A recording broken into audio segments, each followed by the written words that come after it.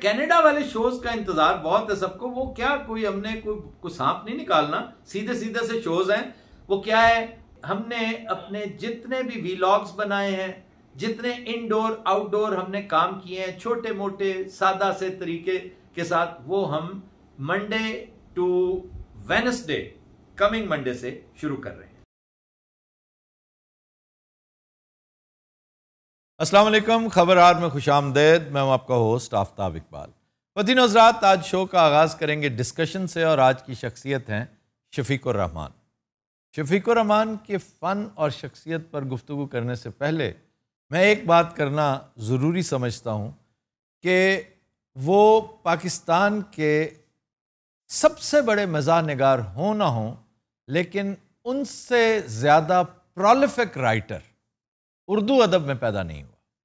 Specially इस तरह की हल्की फुल्की तहरीरें, वैसे तो इब्न सफ़ी जैसे राइटर्स भी मौजूद हैं, लेकिन उनका जॉनरा ही और था।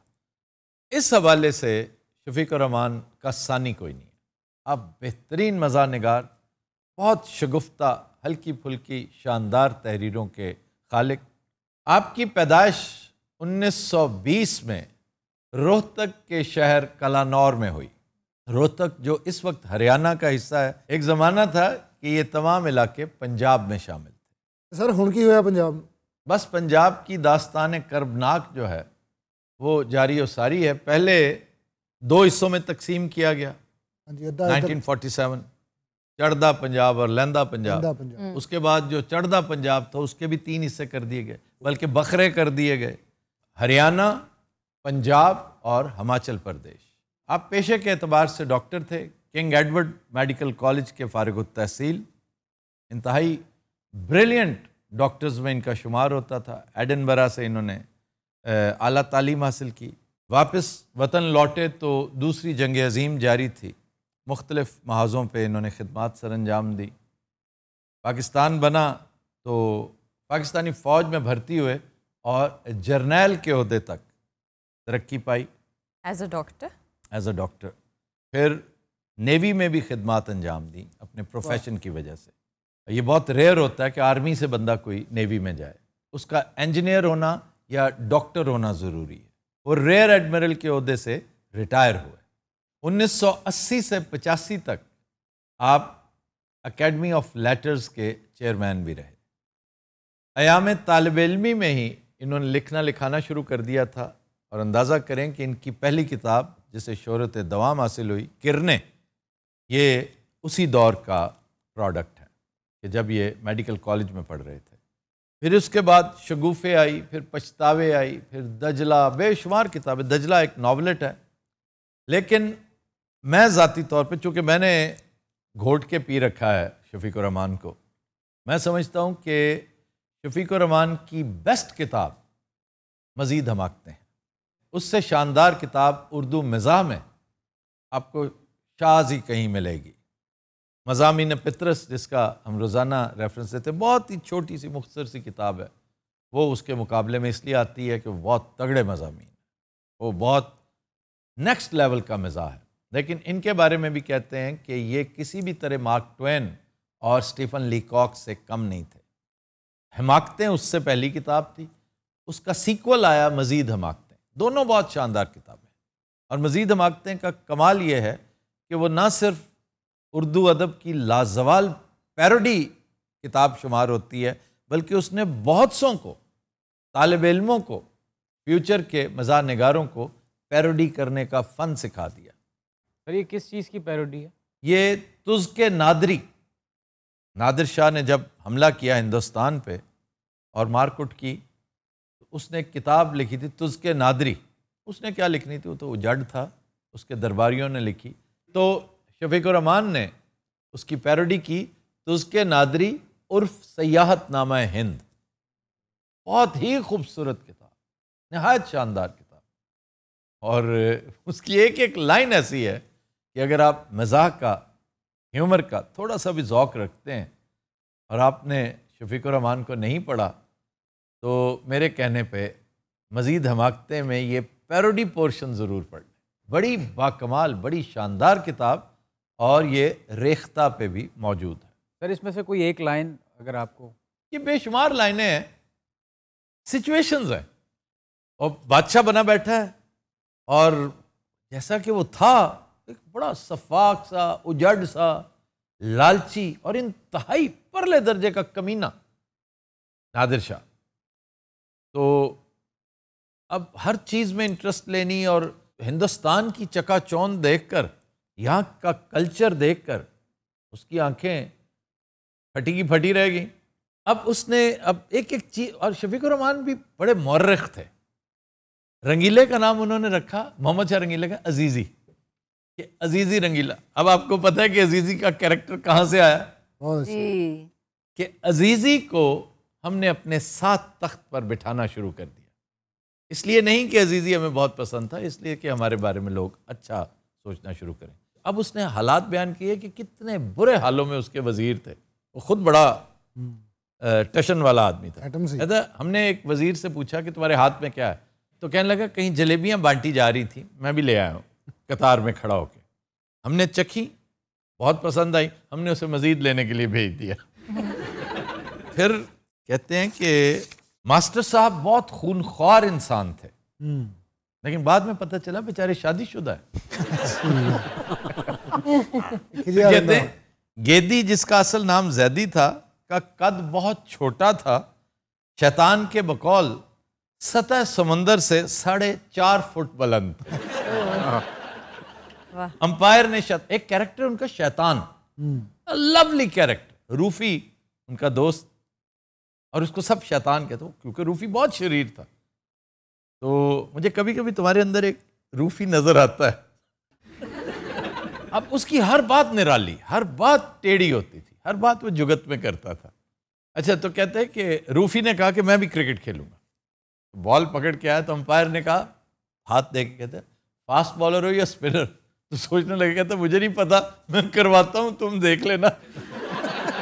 ये स्पिन है कि फास्ट है। तो शैतान का कैरेक्टर, रजिया का कैरेक्टर, जज साहब का पूरा कुंबा, एक हुकूमत आपा, जज साहब की एक काफ़ी उम्र रसीदा साहबजादी थी, वो हर चीज़ में पॉलिटिक्स घसीट के ले आती। आपके घरों में भी ऐसे कैरेक्टर्स पाए जाते हैं? हाँ जी। तो हर बात पे उनका तकिया कलाम, मुझे तो पहले ही पता था, मुझे तो पहले ही पता था। उसका नाम उन्होंने रख दिया हुकूमत आपा, कि इसको पहले ही पता होता है हर चीज़। फिर वो जो विटामिन आई है वो उनके अंदर बहुत ज़्यादा थी।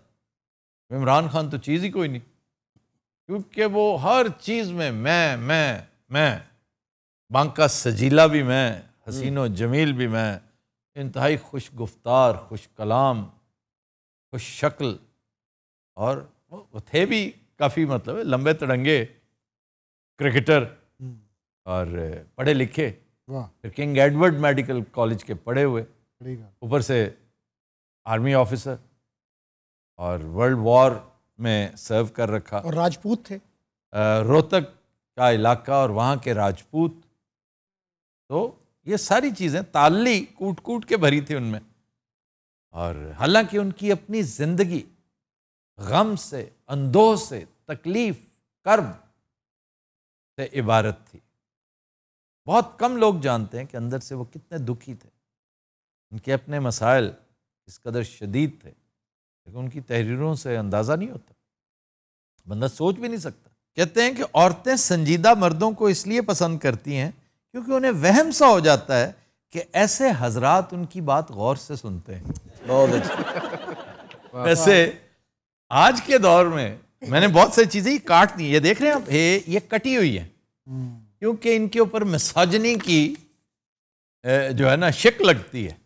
पुराने राइटर्स ज़्यादातर मिसोजिनिस्ट थे, ख़वातीन को ठट्ठे का, मज़ाक का, मौकरी का एक हदफ बनाया करते थे। इनका एक बड़ा मशहूर कैरेक्टर है मकसूद घोड़ा, वो भी बहुत ही लाजवाब कैरेक्टर है। वो एक जीता जागता कैरेक्टर हुआ करते थे, हमारे क्रिकेट के कमेंटेटर थे और बड़े मोतबर आदमी थे, वो भी बड़े लहीम शहीम, तो ये उसे मकसूद घोड़ा कहा करते थे। उन्हीं के ऊपर एक बहुत खूबसूरत मजमून है इनका, 99 नॉट आउट, वेरी ब्यूटिफुल। मैंने ये कॉलेज से पहले स्कूल तक बहुत सारी किताबें शफीक रहमान की पढ़ ली थी। ठीक है। और कॉलेज में आकर मैंने रिपीट की, और आज से कोई 10-15 साल पहले, 10-12 साल पहले मैंने अपनी भाभी से लेकर 2-3 किताबें फिर से पढ़ डाली। तो शफीक रहमान को तो कई दफ़ा पढ़ा जा सकता है। किताबों के अलावा क्या करते थे ये? बस किताबें ही पढ़ते। डॉक्टर थे, आर्मी के नंबर 1 डॉक्टर। फौज के अंदर मिजाह बहुत है। ज़मीर जाफरी, सैयद ज़मीर जाफरी बहुत शानदार मिजाहिया शायर। दौरे हाजिर के ये जो मॉडर्न एक लड़ी थी ना मिजाह के हवाले से, ये सरखेल थे वो। उनका एक शेर है कि राजा है कोई न राव है, असल शय मुर्ग का पुलाव है। वाह वाह वाह। तेरे कूचे में यूं खड़ा हूं मैं जैसे हॉकी का गोलकीपर हूं। फिर कहते हैं कि शौक से नूरे नज़र लखते जिगर पैदा करो, जालमो थोड़ी सी गंदुम भी मगर पैदा करो। वाह वाह वाह। और हजरत इकबाल का शाही तो कब का उड़ चुका, अब कोई अपना मकामी जानवर पैदा करो। वाह वाह वाह। उनकी नज़्म है पुरानी मोटर, वो एक नज़्म पढ़ लें वो सैकड़ों किताबों पर भारी है। सर आप शफीक रहमान साहब को इतना पसंद करते हैं तो ड्रामों में आपने भी कभी उनकी थ्योरी को यूज़ किया है?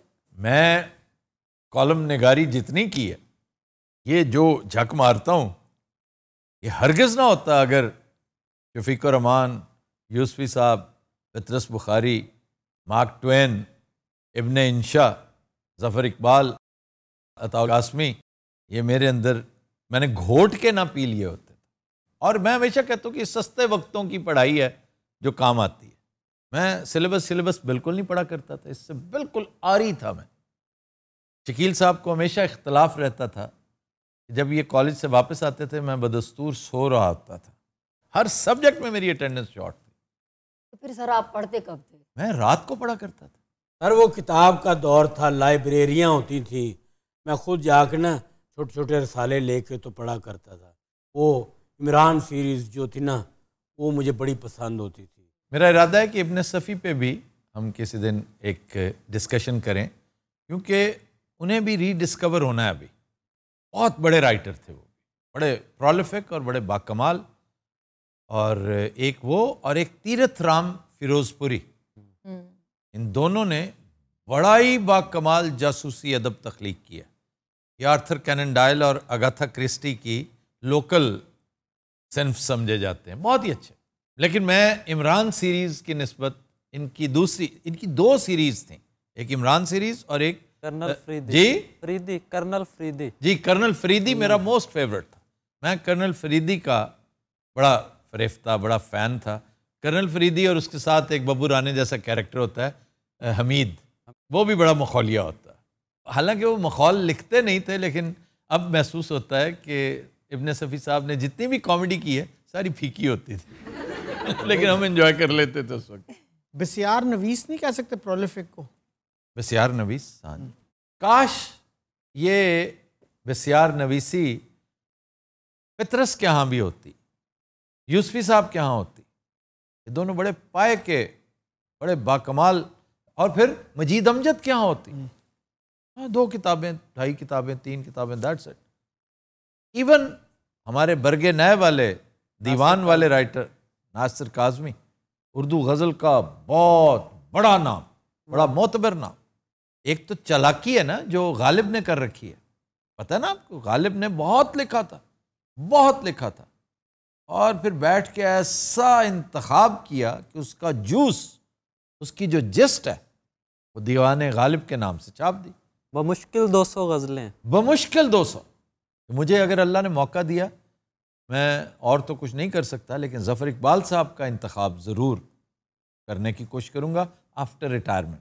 बाज़ लोगों ने किया भी है, मैं खुद करूँगा ना, मुझे ये ज़ौम है कि मैं खासा ज़फ़र इकबाल शनास हूँ।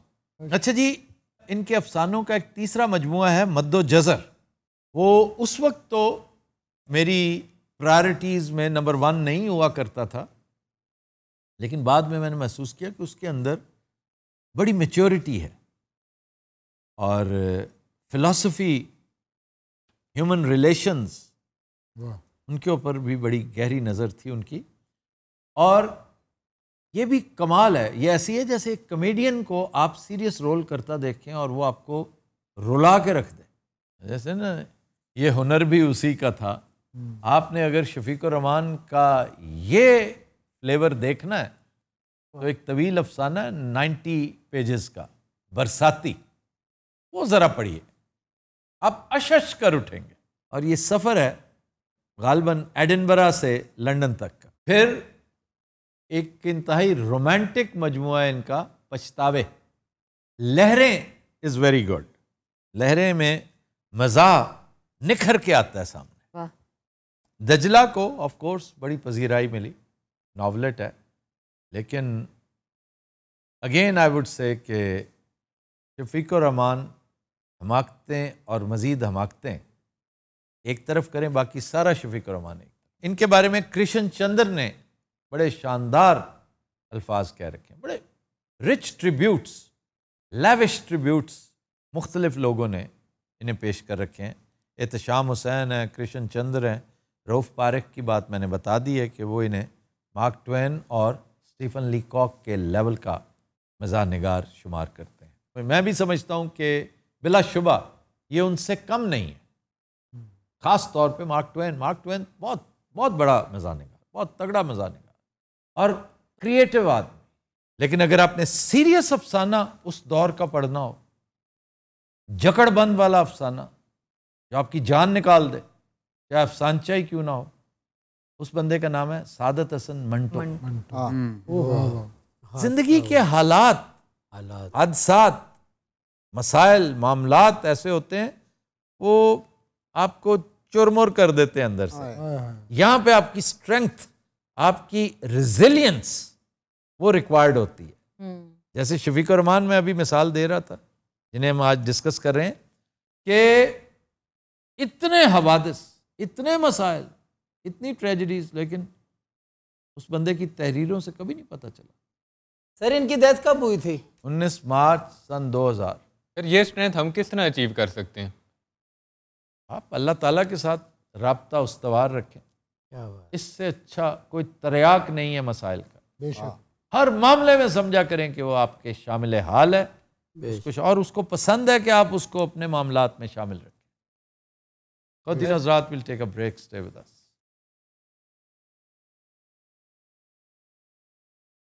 वेलकम बैक जी।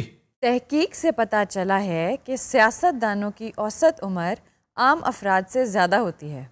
वैसे नोट करने वाली गल है, मैं भी बड़ी अरसे का ना सारे सोच रहे हैं गल, मैं इन्हों की मौत नहीं मंग रहा, मैं कहना चाह रहा कि वाकई ज़्यादा ने।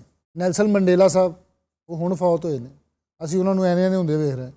अरे कैम अली शाह साहब ही नहीं माने गए। हाँ, पाकिस्तान के मुअम्मर तरीन सियासतदान है, 88 ईयर्स, 88 वो बताते हैं। और उनके बाद राजा जफरुल हक साहब का नंबर है 86, 2 ईयर्स शॉर्ट।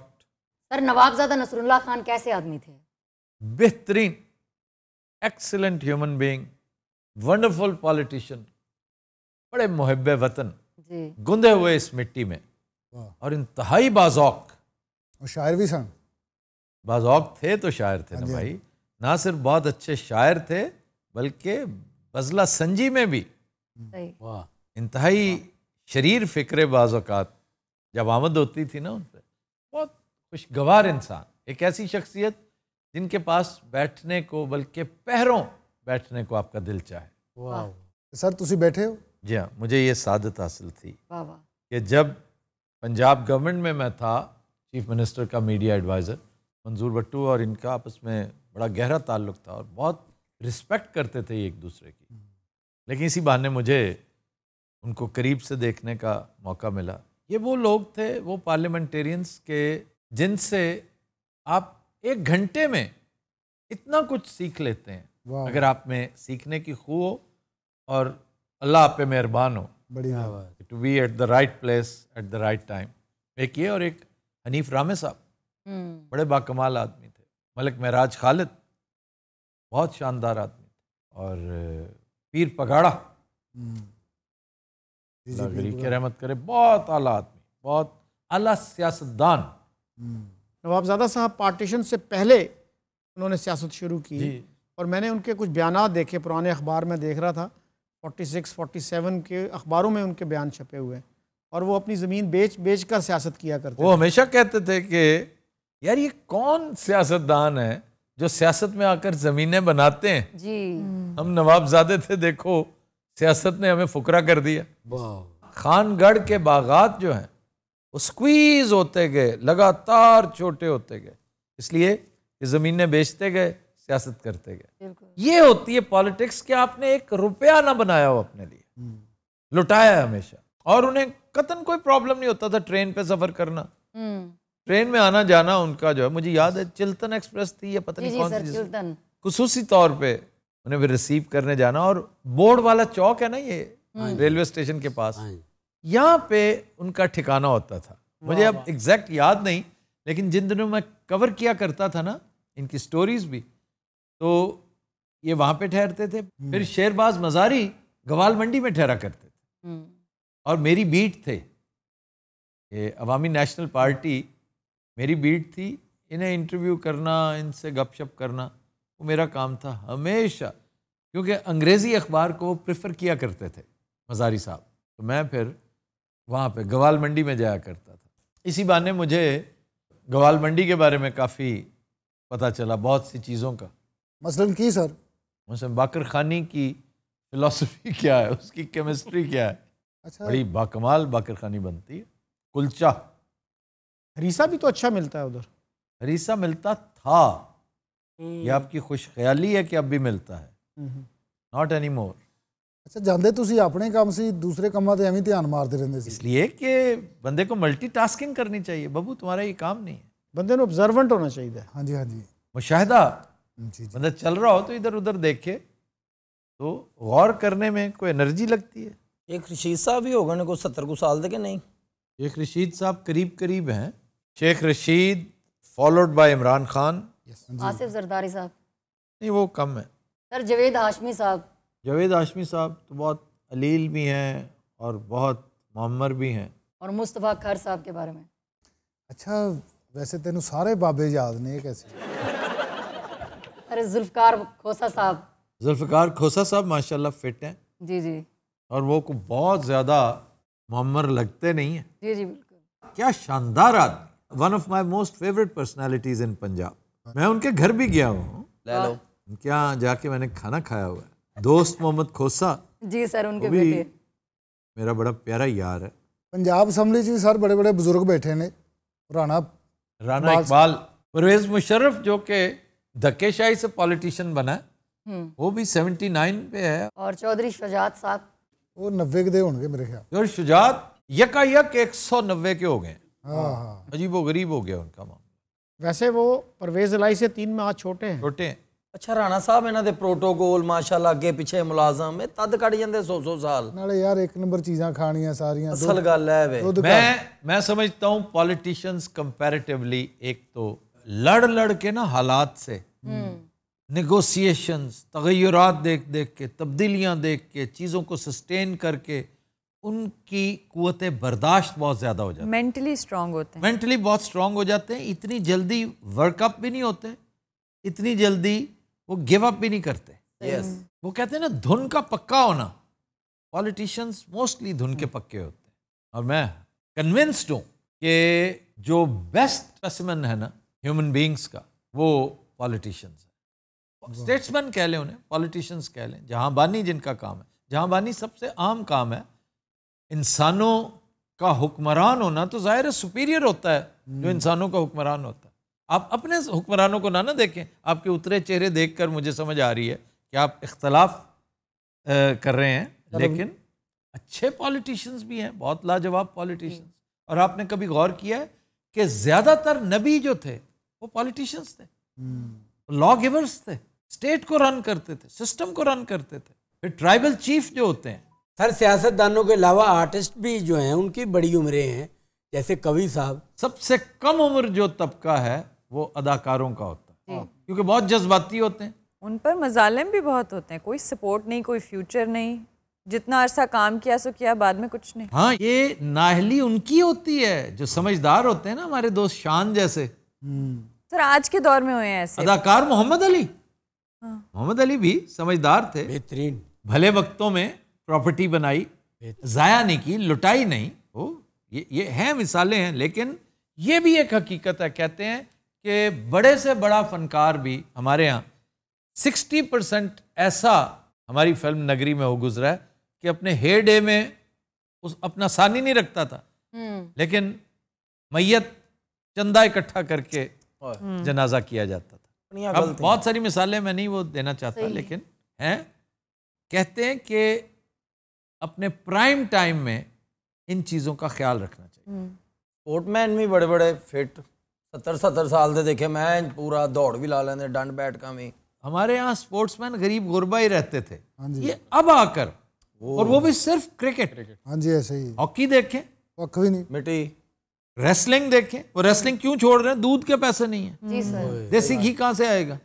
क्रिकेटर्स हैं, दे आर रिच, और वो भी जस्ट अ फ्यू, वो 2-4 जेड़े टॉप देने, वही 2-4 नहीं, 10-12 जो टॉपर्स हैं, जो खेलते हैं, रेगुलर हैं, 16 समझ लें। हाँ जी, लेकिन 16,000 में से 16 बात तो ना हुई। कुछ भी नहीं।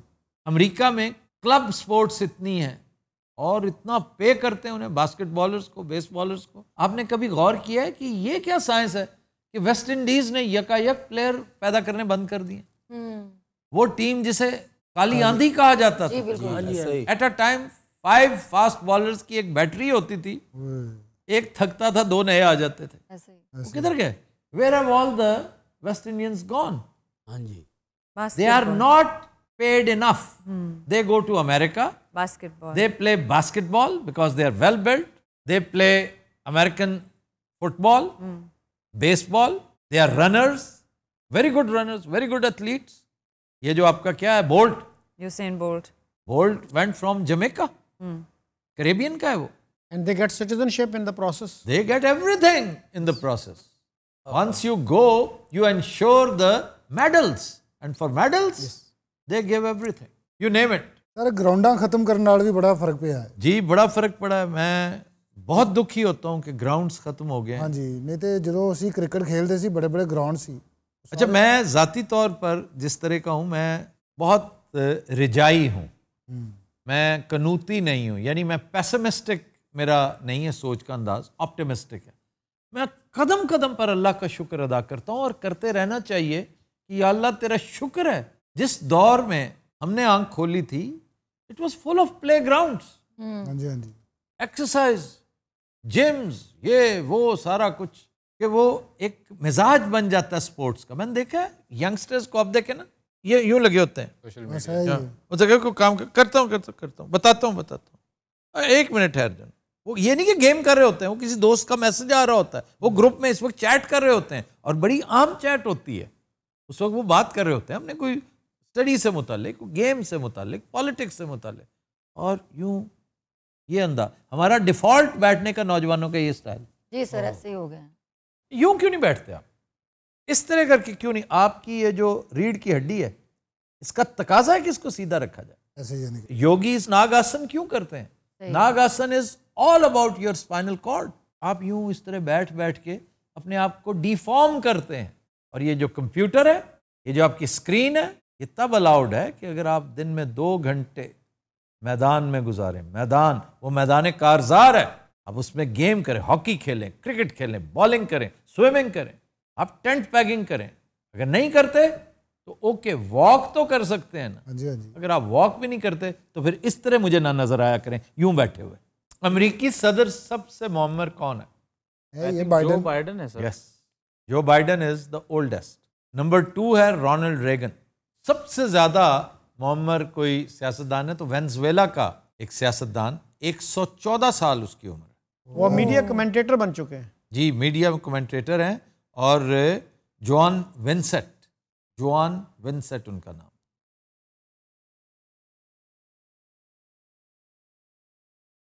वेलकम बैक जी। खबर है कि गोल्फ की गेंद अंडा समझकर निगल जाने वाला सांप अस्पताल जा पहुंचा। सर ये कहाँ का वाकया है? Colorado, America. वो ने अंडा समय के निकाल ही उन्हें को हजम ही नहीं ये हुई। मुर्गी के अंडे खाने आया था। हाय हाय, अंडे तो मिले नहीं, वहां पर एक गोल्फ बॉल्स पड़े हुए थे। जिन्हें तो हड्डियां गवाच दी होंदियां। हाँ नहीं, वो एक ही जगह पड़े हुए थे तो वो खा गया। तो इतना कंसिडरेट कौन था कि उसको हॉस्पिटल लेके गया? मैं बड़ा हैरान हूं कि वहां के जो बासी हैं वो इस कदर हमदर्दी कर रहे हैं उसके साथ कि खाने उनके अंडे आया था वो, और उसको लेके हॉस्पिटल चले गए कि ये पलसेटे मार रहा है बेचारा, तड़प रहा है, इसको क्या प्रॉब्लम है, और चीजें भी फंसी हुई हैं उसके अंदर। डॉक्टरों ने कहा कि एक नहीं 2 गोल्फ बॉल्स इसने निगल ली हैं। उसको फिर उन्होंने वॉमिट करवाया, वो फड़ के इंज कीता होना, उसको जिस तरह फिर इंज ही वॉमिट हुई होनी। यार बब्बू तुम वैसे यकता हो। हैं? उन्होंने कहा कि हमने इसको ट्रंकलाइजर्स वगैरह दे के इसको सेहतमंद कर दिया, अब ये सुकून से सो रहा है। हाँ जी, हुण उसको सुला दिया। वाह, क्या यार मुल्क ने अल्लाह दी सौ, क्या बात। ये सप दी दे ला कितनी कदर है। वैसे हो सकता है किसी का पालतू हो। नहीं, कोई पालतू शालतू नहीं। ਇੱਥੇ ਹੁੰਦਾ ਨਾ ਦਿਲ ਕਰੇ ਸੱਪ ਨੂੰ ਸਭ ਤੋਂ ਪਹਿਲਾਂ ਛੁਰੀ ਮਾਰ ਕੇ ਬਾਲਾਂ ਕੱਢਣੀਆਂ ਸੀ ਸ਼ਾਮ, ਬਾਅਦ ਚ ਉਹਨੂੰ ਮਾਰ ਮੂਰ ਕੇ ਸੁੱਟ ਦੇਣਾ ਸੀ ਉਤੋਂ ਤਸੀਰਾਂ। ਛੋਟੇ ਮਾਰ ਕੇ ਮਾਰ ਦੇਣਾ ਤਾਂ ਸਾਮ ਨੂੰ। ਸੱਪ ਨੂੰ ਛੋਟਾ ਮਾਰਨ ਦੀ ਕੀ ਲੋੜ, ਉਹਨੂੰ ਜੁੱਤੀ ਮਾਰੋ ਤੇ ਟਕਾਵੀਂ ਖੁੱਤੀ ਚ ਮਾरो। जुत्ती से कहाँ मरता है? पागल हो क्या? अभी ये हरकत ना करना, जुत्ती मार के सांप। नहीं, यहाँ के जो सांप है ना, यहाँ के जी जी जी, उनमें एक खपरा भी है। अच्छा जी, वो इतना तेज है कि जो ही उसके करीब जाओगे नैनो सेकंड्स का गेम है सर ये। तुम्हें अंदाजा नहीं है कि उसने क्या करना है। इसलिए एक फासले के साथ, आहो। और कोबरा को मारने के लिए मैं हमेशा बताता हूँ कि ऐसे नहीं मारना, ऐसे मारना, ये मारना है। और इस पर वाइल्ड लाइफ वाले कहते हैं जी सांप को क्यों मारना है। इनसे फिर कोई पूछे कि कभी तुमने गौर किया है कि हमारे यहाँ वैक्सीन सिरे से है ही नहीं, सही, एंटी वेनम कोई सिलसिला कोई नहीं।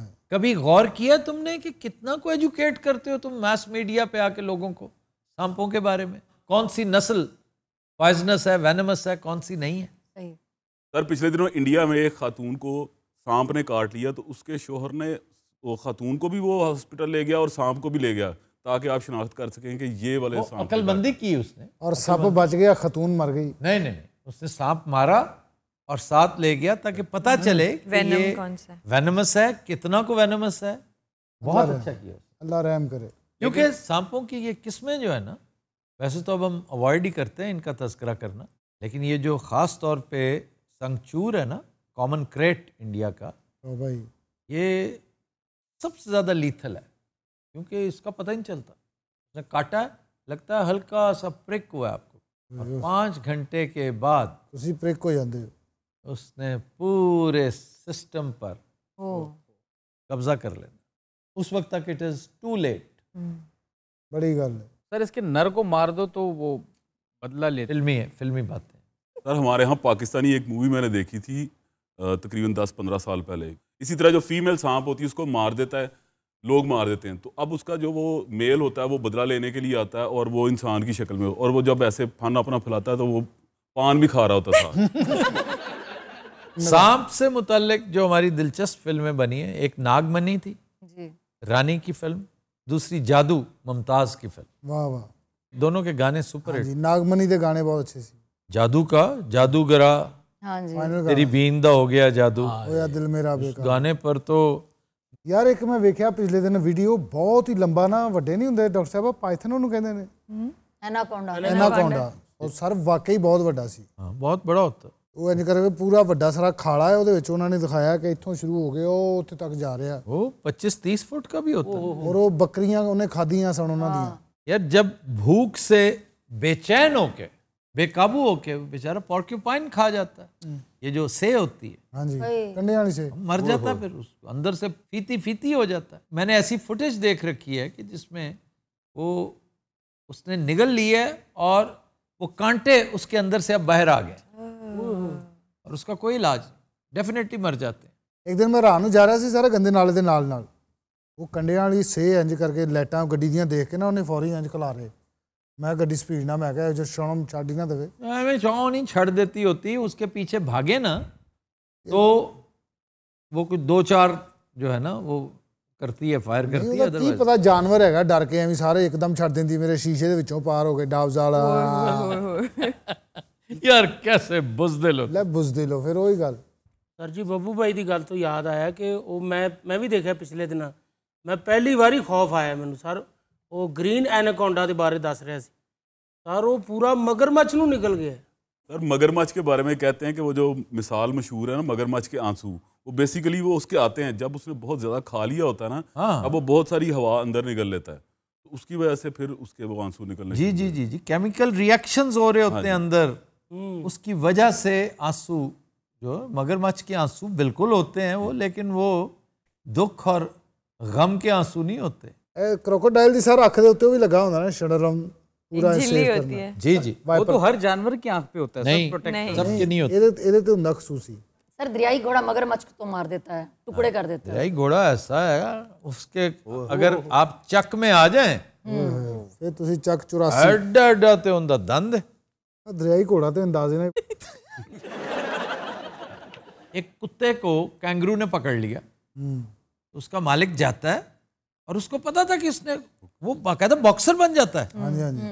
वो ऑस्ट्रेलियन था, उसने एक पंच तगड़ा लगाया, भाई साहब एकदम ढीले हो गए। अच्छा कुत्ता सप ते कैंगरू ਇਹਦਾ ਇੱਥੇ ਆ ਕੇ ਪਤਾ ਲੱਗਾ ਰਿਛ ਦਾ ਵੀ ਅੱਛਾ ਇਹ ਪੈਨ ਤੇ ਅੱਗੋਂ ਕੀ ਕਰਨਾ, ਮਿਲ ਲੈਣ ਹੁਣ ਕਿਤੇ ਕਰਕੇ ਦੇਖਾਂਗੇ।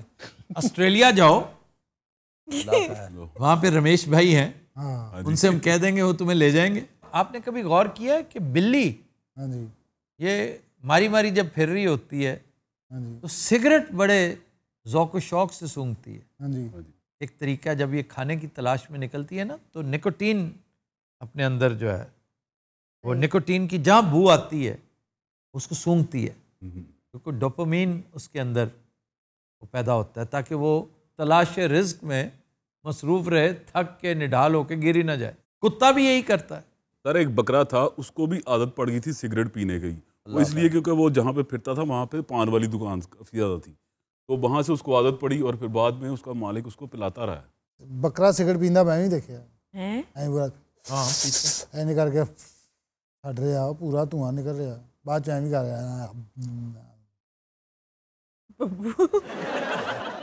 ਇਹ ਕਈ ਵਾਰੀ ਬਿੱਲੀ ਐਵੇਂ ਬਲਦਾ ਸਿਗਰਟ ਸੂੰਘਦੀ ਐਵੇਂ।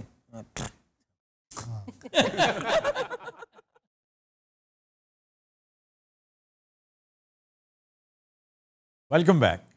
मदीना हज़रात मनकबत पेश करेंगी सायरा ताहिर। फकीरों का भी क्या चाहे, जहाँ बस्ती बसा बैठे अली वाले, जहाँ बैठे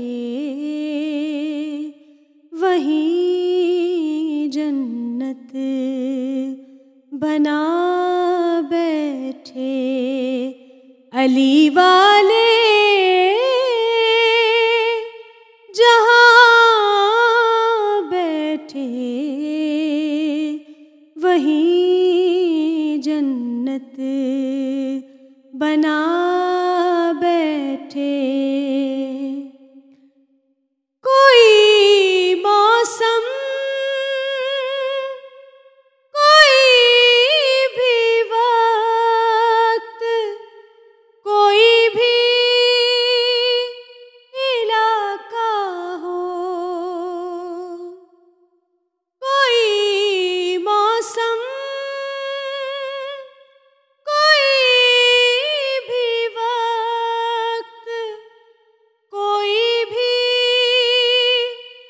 इलाका हो, जहाँ ज़िक्रे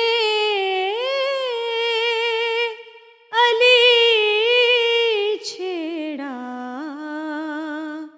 वहाँ दीवाने आ बैठे अली वाले, जहाँ बैठे वहीं जन्नत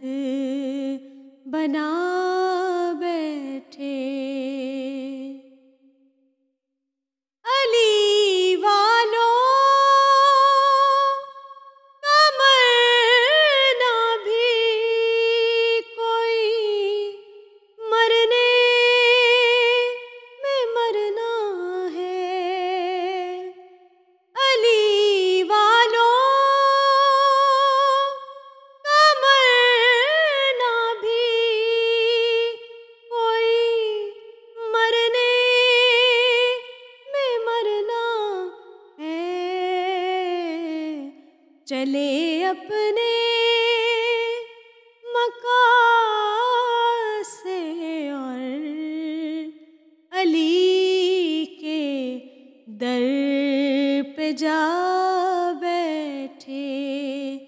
अली वाले जहाँ बैठे वहीं जन्नत बना बैठे। इधर रुखसत किया सबने, उधर आए अली लेने। इधर रुखसत किया सबने, उधर आए अली लेने। यहाँ सब रो रहे थे हम, वहाँ महफिल सजा बैठे। अली वाले जहाँ बैठे वहीं जन्नत बना बैठे। ये कौन आया कि इस्तकबाल में सब अंबिया उठे। ये कौन आया कि इस्तकबाल में सब अंबिया उठे। न बैठेगा कोई तब तक, न जब तक फातिमा बैठे। अली वाले जहाँ बैठे वहीं जन्नत बना बैठे।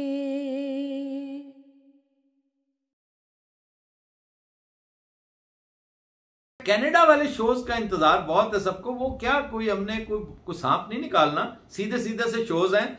वो क्या है, हमने अपने जितने भी वीलॉग्स बनाए हैं, जितने इंडोर आउटडोर हमने काम किए हैं छोटे मोटे सादा से तरीके के साथ, वो हम Monday to Wednesday coming Monday से शुरू कर रहे हैं।